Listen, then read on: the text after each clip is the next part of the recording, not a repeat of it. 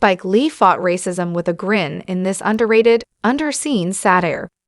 Spike Lee is not the kind of filmmaker who puts his audience at ease with his work. His joints often seek to provoke anger and frustration with the state of Black America in the post-civil rights era.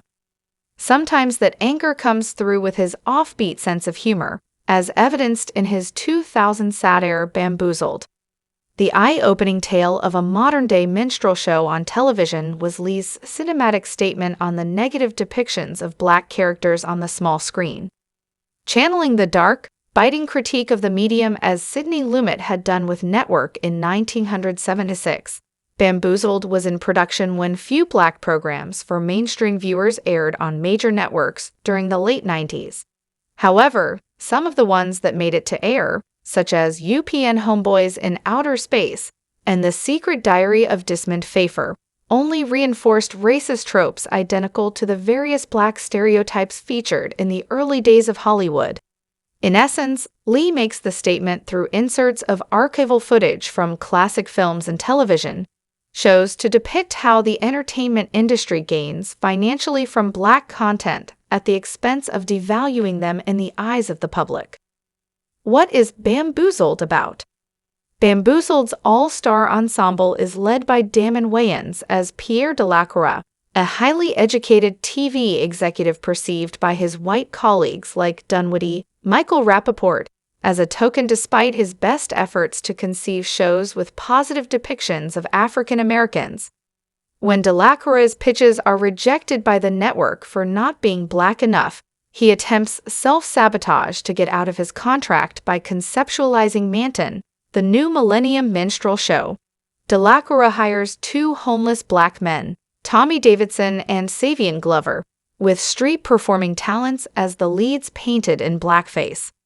To the shock of Delacroix, the network embraces the show, which becomes an instant ratings smash. Rather than further harm his career, the executive embraces its success, much to the dismay of his supportive colleague Sloane, Jada Pinkett Smith. As Delacroix continues to sell out his values, while his stars grow uncomfortable with their newfound fame, the minstrel show becomes the prime target of a dangerous rap group resorting to violence to get it canceled. Taking its title from Malcolm X's famous quote about African Americans being misled by white politicians, Bamboozled often intercuts clips of negative depictions of Black people as buffoons before the 60s. It shows just what Delacroix believed he was fighting against in the beginning, pushing for a more positive, authentic representation of a culture that had grown past such disgraceful times.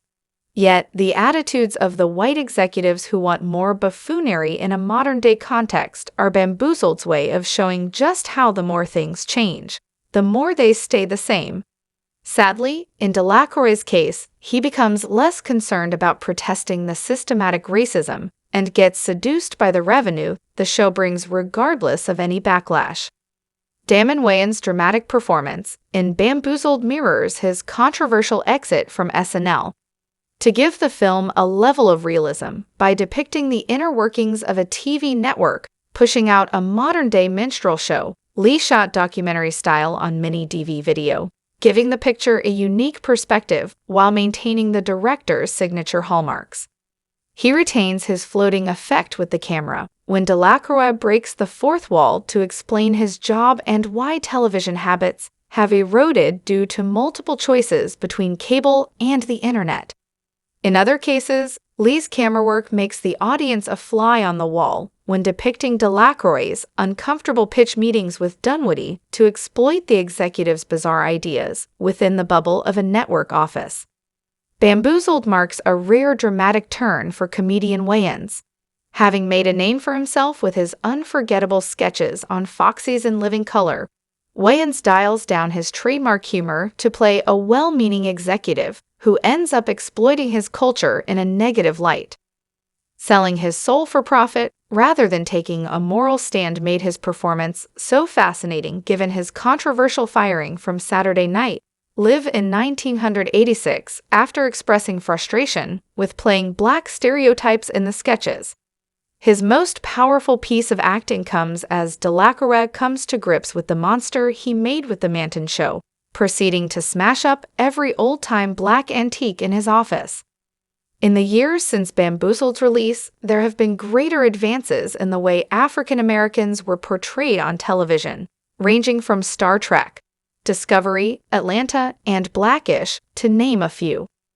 The fight for authentic black depictions in entertainment remains an ongoing struggle, but Lee's underrated satire likely played a part in sparking a much-needed conversation.